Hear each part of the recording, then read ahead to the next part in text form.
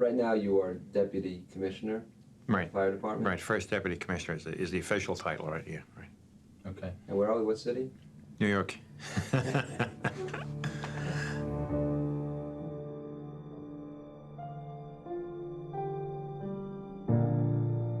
When you have a department whose men and women are expected to be ready at any moment to put their life on the line, to go to the aid of a stranger, even when it means that you may put yourself in harm's way, actually in dire peril, I don't think you can pay people to do that job.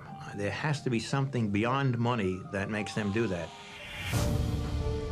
The thing that sets the firefighter apart is that it's he or she who, when the bell sounds, goes to do whatever is necessary to help the person who called them.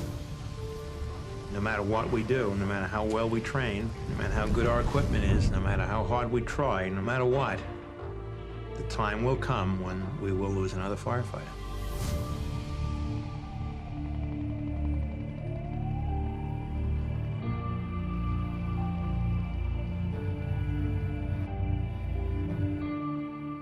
Bill Thean was the father of the fire department. That's what we nicknamed him up in the office. And I can tell you from the 5 or 6 fire commissioners that I worked for, he was the guy that they would go to. Ask Bill Thean, let's check with Bill. Get Bill Thean in here. He'll know what to do. He was the go-to person for me my whole time assigned here. The first few years I was in headquarters, I think we know a lot about fires, we know a lot about fire prevention and that thing, but many of us are limited in other areas, and Bill seemed to have a wide breadth of knowledge of other subjects that kind of set him apart. Bill was basically the knowledge center of the fire department.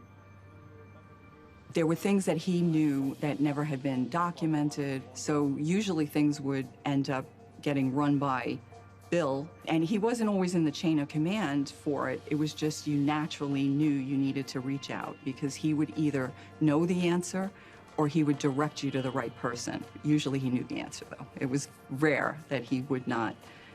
I knew immediately that he was my go-to guy for understanding how the department worked.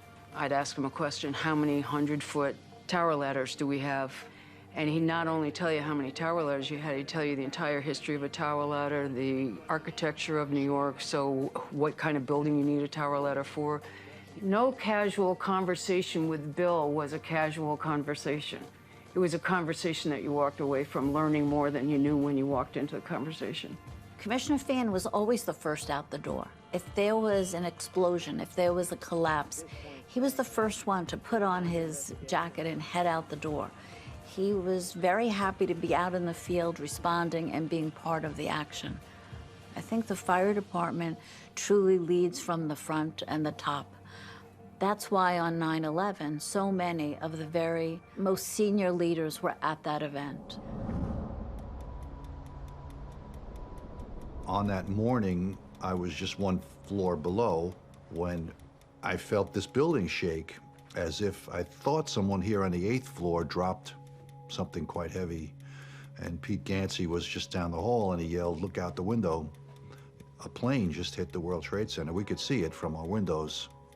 I was sitting in my office, and my office looked at the Trade Center. And I saw the plane go into the building. Saw a fireball come out, and saw the smoke come out. I got up, went right into Bill's office, said, "I think a plane crashed into the Trade Center." Myself, Bill, Tom Fitzpatrick, we all went down to the garage, got into Bill's car. As we came out, there was people running all over Brooklyn already. And I'm saying, like, what the hell is going on here? Pete stopped the car, we got out and started to head towards the plaza. Bill and I were just near the big ball, the sphere. The sound of a plane coming down.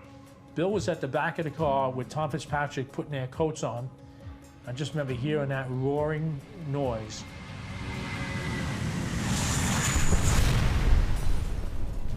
And when it hit the building, I never saw it because I don't think Bill saw it either in full scale. We just both were sort of looking down, waiting to get hit by something. I really knew that there was going to be a lot of guys in trouble, and I had a feeling that my father, would maybe be part of that. Never did I think that my father-in-law would be any danger, because he's a chief.